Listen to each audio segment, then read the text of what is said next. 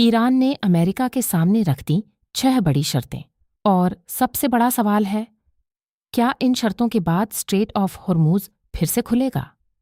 Iran ने साफ कर दिया है कि बातचीत सिर्फ बातचीत के लिए नहीं होगी, बल्कि इसके लिए कुछ शर्तें पूरी करनी होंगी। पहली शर्त, धमकियां बंद हों।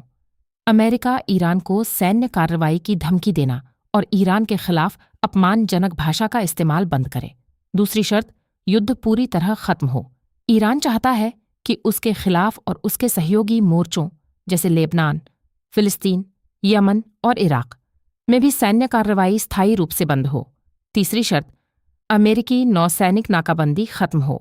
ईरान ने अमेरिका से अपने आसपास की नेवल ब्लॉकड हटाने और क्षेत्र से अमेरिकी नौसैनिक तथा वायुसेना की मौजूदगी कम करने की मांग की है। चौथी शर्त, युद्ध के नुकसान की भरपाई। ईरान का कहना है कि अमेरिका को युद्ध से हुए नुकसान का मुआवजा देना होगा। पांचवीं शर्त, प्रतिबंध हटाए जाएं।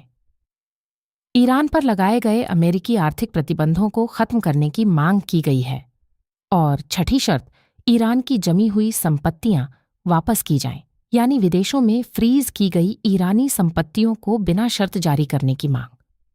अब सबसे महत्वपूर्ण सवाल, क्या अमेरिका इन शर्तों को मानेगा? फिलहाल बातचीत बेहद मुश्किल दिखाई दे रही है। अमेरिकी राष्ट्रपति डोनाल्ड ट्रंप ने कहा है कि अमेरिका तेहरान के साथ सिर्फ सेमी नेगोशिएटिंग कर रहा है और वह ईरान पर आर्थिक दबाव बढ़ने का इंतजार करेगा। और इस पूरे विवाद के बीच सबसे बड़ा स्ट्रेटेजिक पॉइंट है स्ट्रेट ऑफ हॉर्मुज।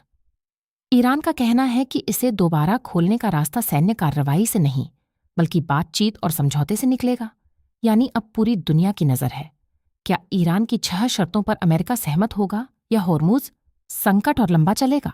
ये topic UPSC, BPSC, SSC, state PCS और अन्य प्रतियोगी परीक्षाओं के लिए बेहद महत्वपूर्ण है। ऐसे ही महत्वपूर्ण करंट अफेयर्स को आसान भाषा में समझने और अपनी तैयारी को मजबूत करने के लिए आइए जुड़िए स्वयं लाइब्रेरी से, जहां आपको मिलेगी शांत पढ़ाई की जगह बेहतर मार्गदर्शन और परीक्षा केंद्रित तैयारी।